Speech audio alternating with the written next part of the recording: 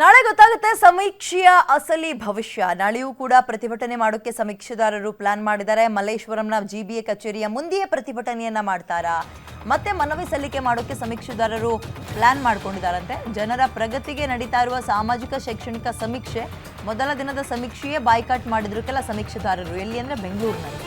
ಇವತ್ತು ಕೂಡ ಸಮೀಕ್ಷೆಯಲ್ಲಿ ಕೆಲವರು ಭಾಗಿಯಾಗಲ್ಲ ಅಂತ ಪಟ್ಟು ಹಿಡಿದಿದ್ದಾರೆ. ರಜಾ ದಿನವೂ ಸಮೀಕ್ಷೆ ಮಾಡಬೇಕು ಅಂತ ಜಿಬಿಎ ಹೇಳಿತ್ತು. ಆ ಗೊಂದಲದ ಮಧ್ಯೆಯೇ ನಗರದಲ್ಲಿ ಕೆಲವು ಕಡೆ ಸಮೀಕ್ಷೆ ನಡೀತಾ ಇದೆ. ಕಂಪೇರ್ ಟು ಈ ಬೆಂಗಳೂರಿನ ಬಿಟ್ಟು ಹೊರಗಡೆ ಆಲ್ರೆಡಿ ಶುರುವಾಗಿತ್ತಲ್ಲ, ಇವರಿಗೆಲ್ಲ ಟಾಸ್ಕ್ ಕೊಟ್ಟಿದ್ರು ದಿನಕ್ಕಿಷ್ಟಿಷ್ಟು ಅಂತ. ಅದಕ್ಕಿಂತಲೂ ಹೆಚ್ಚಿನ ನಂಬರ್ಸ್ ಬೆಂಗಳೂರಿನಲ್ಲಿ ಕವರ್ ಆಗಬೇಕು ಅನ್ನುವ ಟಾಸ್ಕ್ ಕೂಡ ಜಿಬಿಎ ವ್ಯಾಪ್ತಿಯ ಸಮೀಕ್ಷೆದಾರರಿಗಿತ್ತು. ಬಟ್ ಈಗ ಇವರು ಹಲವು ಕಾರಣಗಳನ್ನು ಕೊಡ್ತಾ ಇದ್ದಾರೆ. ಒಂದು ಟ್ರಾಫಿಕ್ ಕಿರಿಕಿರಿ, ಇನ್ನೊಂದು ರಜಾ ದಿನಗಳಲ್ಲಿ ಹೇಳ್ತಾ ಇದ್ದೀರಿ, ಆಮೇಲೆ ಹೀಗೆ ಕೆಲವೊಂದು ಕಾರಣಗಳನ್ನು ಕೊಟ್ಟು ನಾವು ಮಾಡಲ್ಲ ಅಂತ ಪಟ್ಟು ಹಿಡಿದಿದ್ದಾರೆ. ಓಕೆ, ಇವ್ರ ವಿರುದ್ಧ ಏನಾದರೂ ಆ್ಯಕ್ಷನ್ ತಗೊತಾರಾ ಅಥವಾ ಇವರ ಮನವೊಲಿಸುವ ಕೆಲಸಗಳಾಗುತ್ತಾ? ಆಮೇಲೆ ಬೆಂಗಳೂರಿನಲ್ಲಿ ಹೇಗಾಗ್ತಾ ಇದೆ ಅಂದರೆ, ರಜೆ ಇರೋದ್ರಿಂದ, ದಸರಾ ರಜೆ ಎಲ್ಲ ಇದ್ದಿದ್ದರಿಂದ ಕೆಲವ್ರು ಇರಲಿಲ್ಲ, ಆಮೇಲೆ ಕೆಲಸಗಳಿಗೆ ಹೋಗಿರ್ತಾರೆ. ಚರಣ್, ನನ್ನ ಧ್ವನಿ ಕೇಳಿಸ್ತಾ ಇದ್ರೆ ನಿಮಗೆ? ಏನು ಸಮಸ್ಯೆ ಸಮೀಕ್ಷೆದಾರರದು?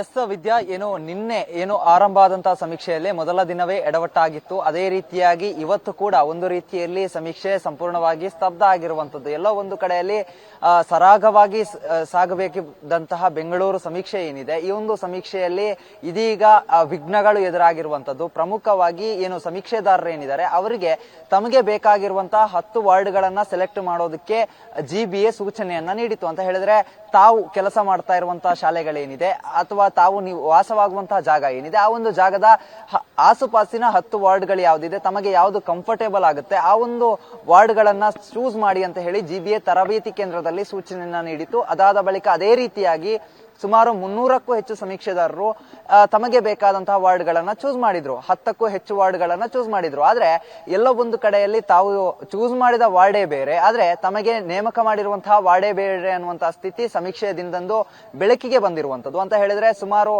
30 ಕಿಲೋಮೀಟರ್ 50 ಕಿಲೋಮೀಟರ್ ದೂರದಲ್ಲಿರುವಂತಹ ವಾರ್ಡ್ಗಳಿಗೆ ನೇಮಕವನ್ನ ಮಾಡಿರುವಂತದ್ದು. ಈ ನಿಟ್ಟಿನಲ್ಲಿ ನಮಗೆ ಈ ಒಂದು ಪ್ಲೇಸ್ಗಳು ಬೇಡ ಅಂತ ಹೇಳಿ ನಿನ್ನೆ ಬಂದು ಮಲ್ಲೇಶ್ವರಂನಲ್ಲಿರುವಂತಹ ಜಿಬಿಎ ಕಚೇರಿ ಏನಿದೆ ಅಲ್ಲಿ ಒಂದಿಷ್ಟು ಪ್ರತಿಭಟನೆಯನ್ನ ನಡೆಸಿದ್ರು. ಅದಾದ ಬಳಿಕ ಮನವಿ ಪತ್ರವನ್ನ ನೀಡಿ ನಾವು 2 ದಿವಸಗಳ ಕಾಲಾವಕಾಶದಲ್ಲಿ ನಿಮಗೆ ವಾರ್ಡ್ ಬದಲಾವಣೆಯನ್ನ ಮಾಡಿಕೊಡ್ತೀವಿ ಅಂತ ಕೂಡ ಹೇಳಿದ್ರು. ಆದ್ರೆ ಇವತ್ತು ಮತ್ತೊಂದು ಮೆಸೇಜ್ ಅನ್ನ ಕಳಿಸಿದ್ದಾರೆ. ಈ ಯಾವುದೇ ಕಾರಣಕ್ಕೂ ನಿಮಗೆ ನೇಮಕ ಮಾಡಿರುವಂತಹ ವಾರ್ಡ್ ನಲ್ಲೇ ನೀವು ಸೇವೆಯನ್ನ ಸಲ್ಲಿಸಬೇಕು ಅನ್ನುವಂತ ನಿಟ್ಟಿನಲ್ಲಿ ಇವತ್ತು ನೋಡಲ್ ಆಫೀಸರ್ಗಳು ಮೆಸೇಜ್ ಅನ್ನ ಮಾಡಿರುವಂತದ್ದು. ಈ ನಿಟ್ಟಿನಲ್ಲಿ ನಾಳೆ ಮತ್ತೆ ಇದರ ವಿಚಾರವಾಗಿ ಪ್ರತಿಭಟನೆಗೆ ಸಮೀಕ್ಷೆದಾರರು ಮುಂದಾಗಿರುವಂತದ್ದು. ಯಾಕಂತ ಹೇಳಿದ್ರೆ, ನಿನ್ನೆ ಯಾವ ರೀತಿಯಾಗಿ ಬಂದು ಮನವಿ ಪತ್ರವನ್ನು ಸಲ್ಲಿಸಿ ವಾರ್ಡ್ ಬದಲಾವಣೆ ಮಾಡಿಕೊಡಿ, ನಮಗೆ 30 ಕಿಲೋಮೀಟರ್ 50 ಕಿಲೋಮೀಟರ್ ಸಂಚಾರ ಮಾಡೋಕೆ ಆಗೋದಿಲ್ಲ ಅಂತ ಹೇಳಿ ಮನವಿಯನ್ನ ಮಾಡಿದ್ರು. ಆದ್ರೆ ಆ ಒಂದು ಮನವಿಗೆ ಪುರಸ್ಕಾರ ಸಿಗದೇ ಇರೋ ಹಿನ್ನೆಲೆಯಲ್ಲಿ ಇವತ್ತು ನಾಳೆ ಮತ್ತೆ ಪ್ರತಿಭಟನೆಯನ್ನ ಮಾಡ್ಲಿಕ್ಕೆ ಮುಂದಾಗಿರುವಂತದ್ದು. ನಾಳೆಯಿಂದ ಸಂಪೂರ್ಣವಾಗಿ ಸಮೀಕ್ಷೆಯನ್ನ ನಿಲ್ಲಿಸೋದಕ್ಕೆ ಸಮೀಕ್ಷೆದಾರರು ಮುಂದಾಗಿರುವಂತದ್ದು. ತಮಗೆ ತಾವು ಸೆಲೆಕ್ಟ್ ಮಾಡಿರುವ 10 ವಾರ್ಡ್ಗಳಲ್ಲಿ